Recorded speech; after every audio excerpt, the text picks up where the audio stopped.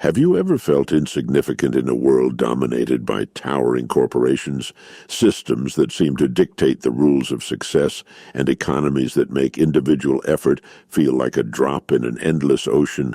It's easy to think that power belongs only to the CEOs, the policymakers, and the forces that move billions with a single decision. But what if I told you that the most potent force in the world has never been a corporation, a government, or an institution?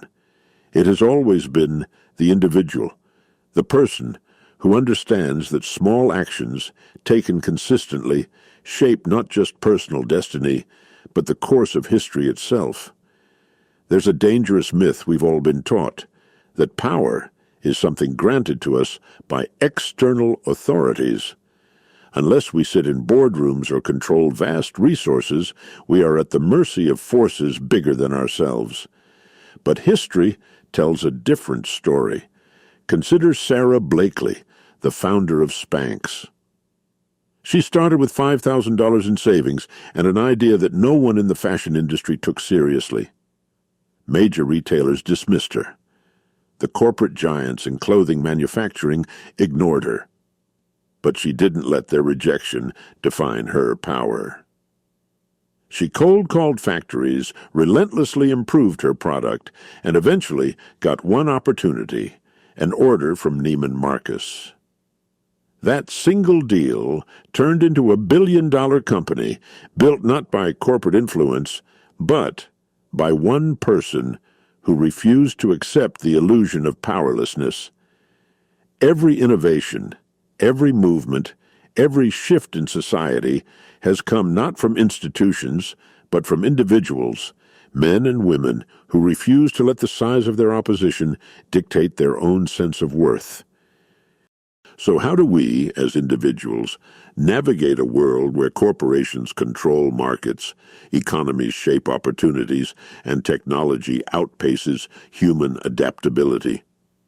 The answer is not to fight against the system, but to use it as a tool.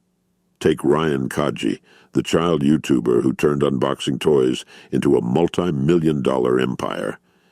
Traditional TV networks would have never given an 8-year-old a global platform. But Ryan's parents saw an opportunity. They used YouTube, a platform built by corporate giants, to bypass those traditional media gatekeepers. Today, Ryan's world generates over $30 million a year, not because they had corporate backing, but because they found a way to use the existing system to their advantage. Instead of viewing corporate giants as immovable obstacles, see them as structures that reveal opportunities. Amazon didn't kill small business. It reshaped how small business operates. The rise of automation didn't eliminate opportunity. It exposed the value of uniquely human skills. Where others see limitation, those who understand personal power see strategy. James Clear in Atomic Habits explains that small repeated actions, what he calls atomic habits, are the most potent force of change. They do not require massive effort, but their compounding effect is extraordinary. If you improve just 1% every day, your results do not grow linearly. They grow exponentially. Consider J.K. Rowling. She didn't write Harry Potter in one sitting. She was a single mother, struggling financially, writing in cafes while her baby napped.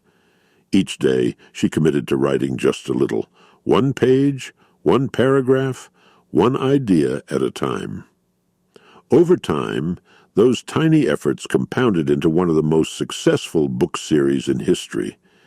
This is how individuals rise above systems that seem insurmountable. Not by waiting for a revolution, not by hoping the world will change, but by focusing on the only thing they truly control, their own actions. A single habit repeated daily shifts identity. A single skill practiced consistently creates mastery. A single connection nurtured over time builds influence. And these are the forces that shape the future. Your habits are not just actions, they are votes for the person you become.